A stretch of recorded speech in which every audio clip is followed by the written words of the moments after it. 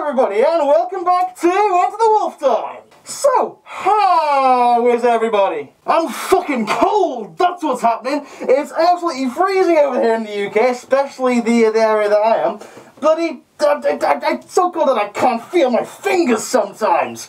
But yeah, hello everybody, and welcome back to Into the Wolf Time. Sorry for this very belated episode of Into the Wolf Time. I know I said I'd get one out last week.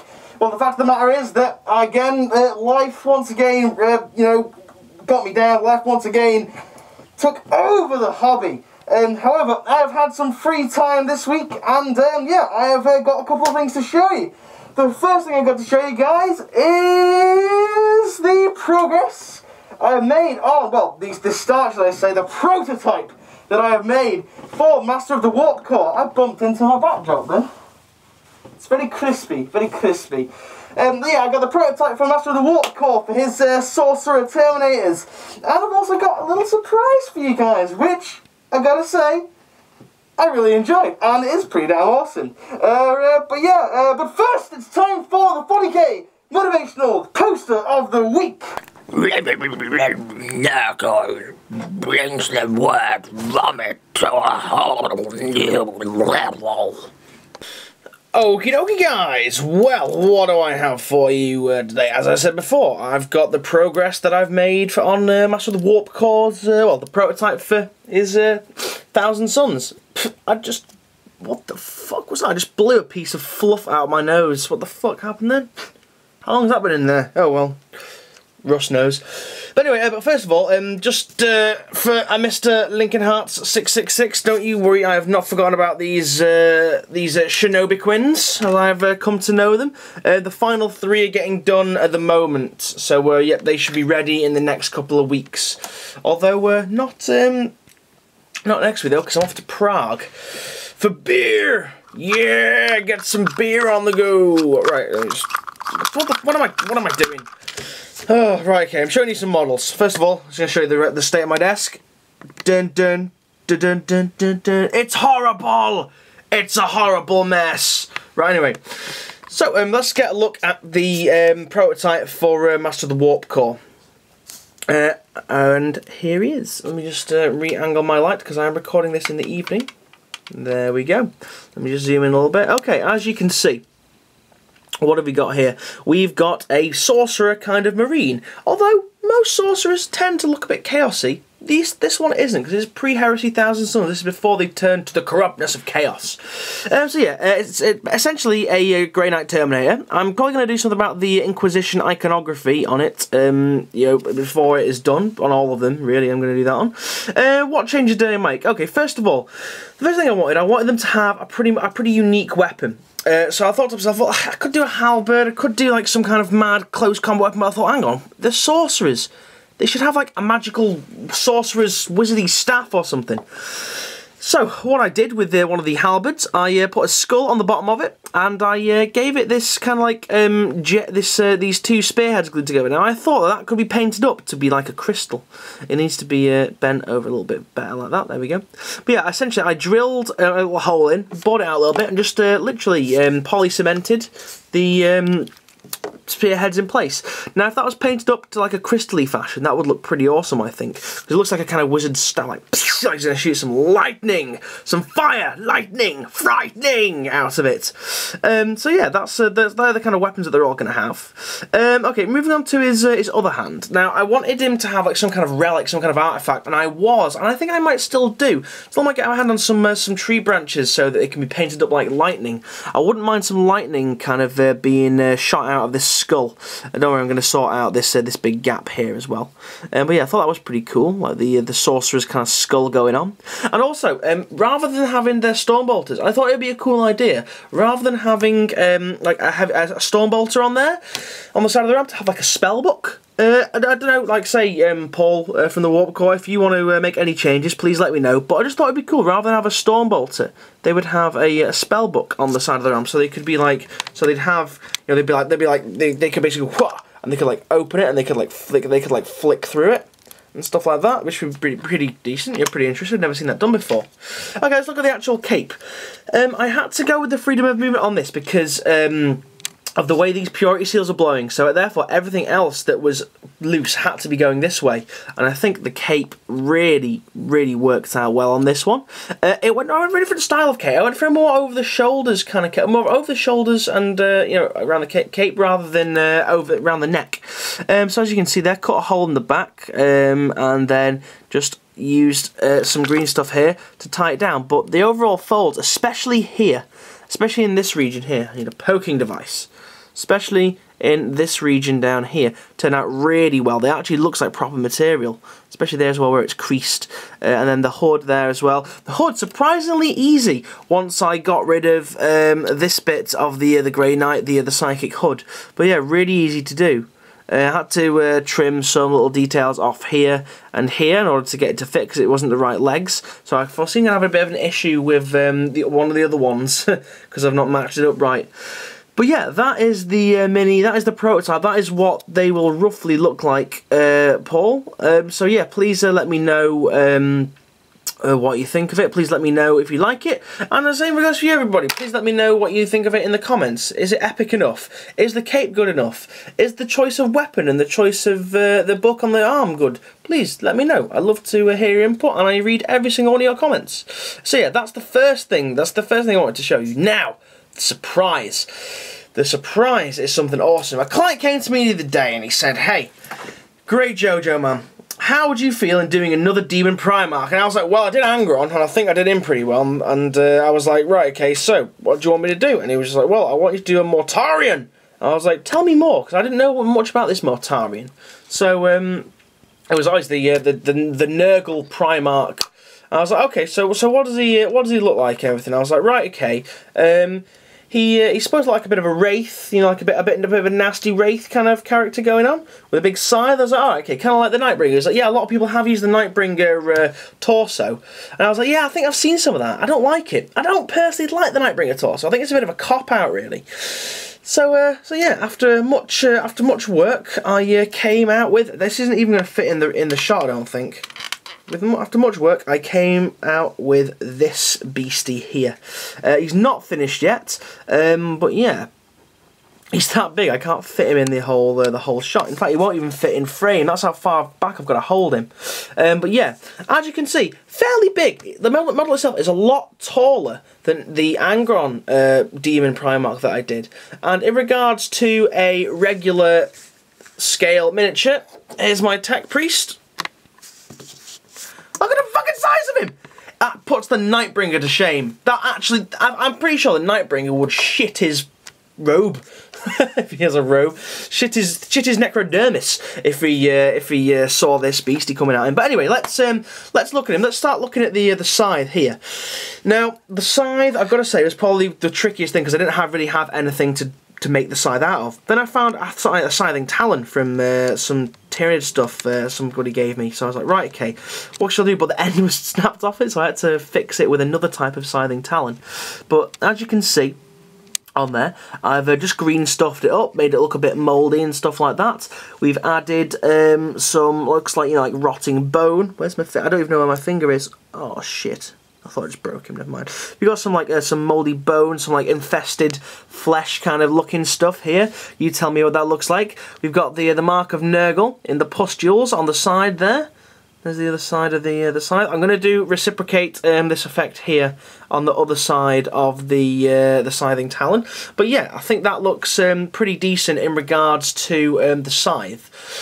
And I'm reluctant to do anything more apart from put the wrappings, because on every scythe I've seen on a Mortarian conversion, I don't even know if I'm saying that right, by the way, ladies and gents, he has these wrappings that go down it, so I'm going to be doing that and have that flying in the wind. So that's about it, what I'm going to do on the scythe. Moving across to his arm here, we've got some wrappings here. Now also, please excuse the fingerprints and stuff in some of the green stuff. That will be getting ironed out soon enough. But we just got a bit of bandaging around here, just as if his cloak's kind of fallen off. Also, in regards to what is actually underneath here, that is the front torso, the front bare-chested torso of one of the demon princes. With a lump of green stuff on the back and 2 demon prince arms, a demon prince head, and that is it. That is the only bits that are plastic on this, apart from the scythe. But yeah, essentially it was that. Then what I did this bit first, this arm piece here. That was a completely separate. I basically did a piece over the back of it and I cut a hole in it and put his arm through. And the way it fell was just perfect. So I pulled it down to give him like this kind of like this wizard sleeve. Oh, it's a vagina innuendo. Awesome, or a euphemism, whatever. I'm not good at English. But yeah. So he's got his wizard sleeve going on there. A bit of a tentacle coming up here as well. What I'm going to do, I'm going to add suction cups to this just to make it look a bit more interesting. And yeah, so we did that. Then what we did, we just randomly pieced together bits of flat green stuff. What we did then, we used green stuff like tabs to create like a bolting, like a staple effect, like how it was stapled together, which ended up looking pretty cool. Don't ask me what this fucking thing is here. I think when I lay him down, he got stuck on some of the green stuff, but I can't get it out now because it's bonded to it.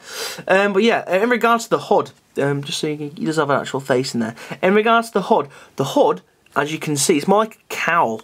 It's not exactly attached to the actual cloak per se. It is more like draped over him and then stapled to it. But as you can see, the hood is just simply a piece of green stuff, just draped over him and then stapled. But the way it did, it covered his back partially and his shoulders, which I thought was really, really good, and it had a really good effect. And it did it first time as well. Moving on to his visage, his face. He has like a gas mask. Now, on the actual Mortarian artwork, if there is any official one, the Primarch version, he did have like this face mask. So I had to reciprocate that and kind of to make it look a bit more chaosy. And as you can see, it's basically got a lot bigger. He's got these tubules going to God knows where. I don't even want to think where those tubules are going. But yeah, so you can just see his beady little eyes glaring at you from under his hood, which again looks pretty cool. Okay, in regards to how this is initially constructed, what it is, there's a solid piece of metal going all the way up here and all the way through to almost the back of him. Essentially, it's a hairpin that I stole off my younger sister. I stretched it out and put a tab there and basically built up the green stuff around it. So I had just something to flesh out, and that again is drilled into this piece of resin here. Well, it's drilled into this bottom bit of green stuff, and then in turn once that dried, it is drilled into there, and then it's got a pin going through there, which is a paper clip. That's how it's all anchored to it. What I wanted to do, I wanted to give like a wraithy ripped cloth effect. So literally, I just got loads of like strips of green stuff, put them round, and just draped them and ripped them, and it looks really, really cool. But don't worry, I'm not going to leave this like lump here. What I'm going to do, I'm going to continue building this, because there's some bits like here where you can still see the lump of green stuff that I started. So that's going to come, and then it's going to trail, and then I'm going to have it maybe flowing around the base like this. We're going to work out some kind of freedom, some kind of direction of movement. Maybe I'll get rid of some of these. I'm going to maybe have it like that, so it's all blowing forwards. So it just looks really imposing and really menacing on the tabletop. What else can I say? Oh yeah, the effects that you see here. I actually found a new way of doing it. I used to try and dig a scalpel blade in there and flick it. However, then I got some tweezers, and literally all you do to achieve that effect is you kind of grab a bit of green stuff, you pinch it and just pull it. Just pinch it and pull it. Pinch it and pull it. Oh dear. Yeah, and it gives this like ripped effect. Obviously you got to keep cleaning your tweezers off, but it goes really, really. It looks really, really cool, and it gives you like effects like this as well. In regards to the back, don't worry. I can hear you guys now screaming at me.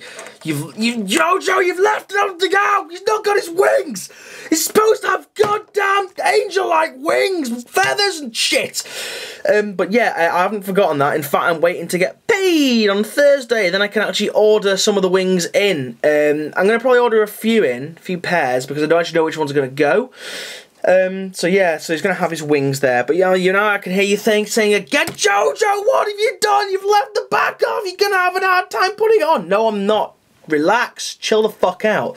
What I'm going to do, I'm going to glue the wings on, and then around it, I'm going to put some more like ripped clothes, make it look like the rings have been ripped through the back of it. And then on the wings, because you can't just have plain angel wings, I'm going to have like bandages on them to make them look like all broken and stuff. Maybe I'll bend the wings into like a funny position to make him look like he's been like dragged through a hedge backwards and been raped or something like that. I don't know. Does rape even happen in the war? Probably, if it's anything to do with Slaanesh. But yeah, so that is Mortarion. Please let me know what you guys think of him. I really enjoyed doing this. I managed to do this in about 4 hours yesterday because I was just really into it. So yeah, please let me know what you think of him. I'm really digging him at the moment, and I'm actually, again, I'm going to be sad to see this one go to the client because I like him that much. But you know, business is business. But yeah, so. I can't believe this sorcery guy is like, oh shit, even though that would never happen because these pre-heresy and that's post-heresy. Time paradox. No. Anyway, it's time for the Ask Me Anything section of the show.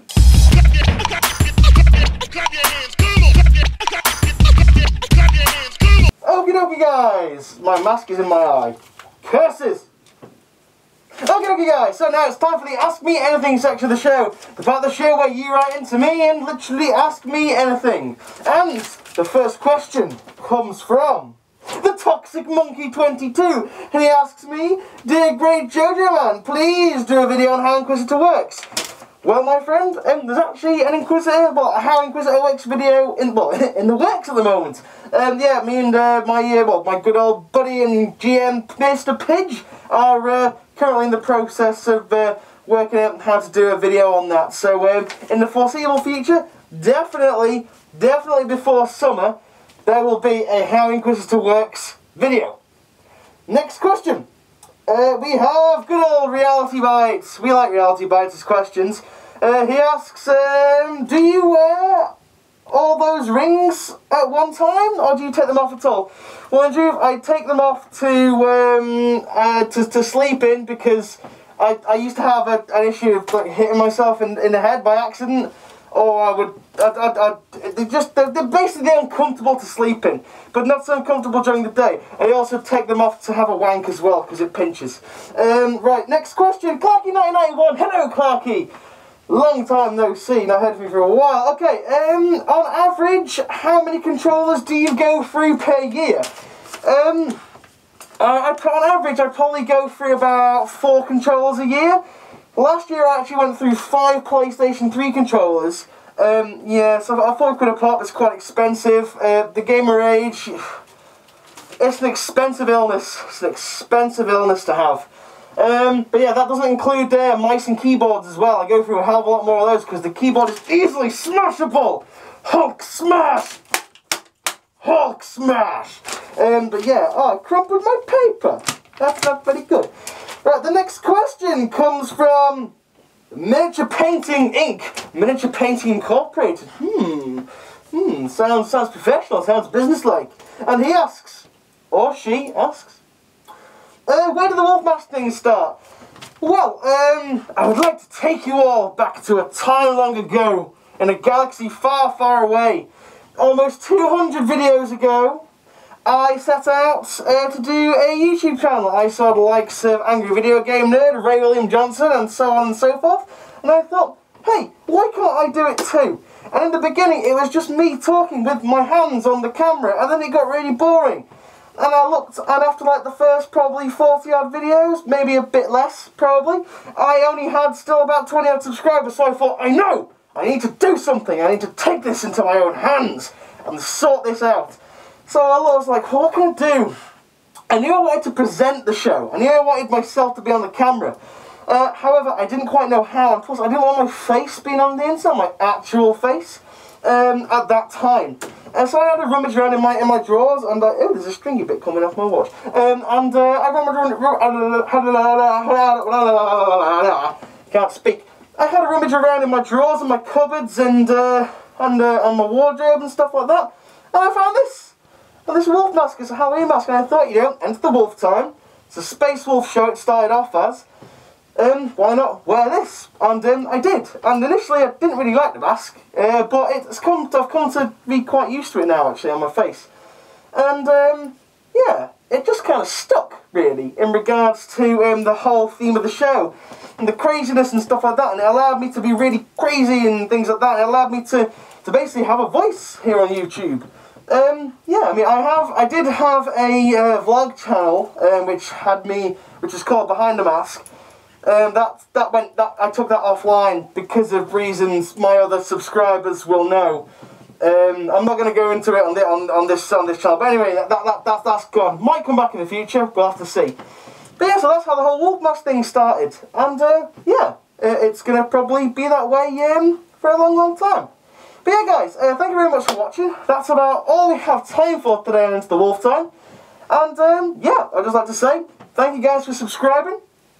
Can we get maybe, I don't know, 20 likes on this video? Come on, 20 likes. You know you want to. You know you want to.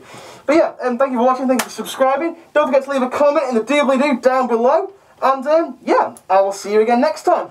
See you now. Goodbye. Wait just a second. One more thing before I go. Don't forget to continue voting for me for Master of the Warp Cause contest, the Orkskers. All you got to do is you got to send him a PM, that is a private message, with Most Entertaining Channel as the subject, and in the body of the message, just put my username, Great Jojo Man. And yeah, if you want to vote for me again, go and do that. Thank you very much, guys. This is the real ending now. See you guys soon. Goodbye.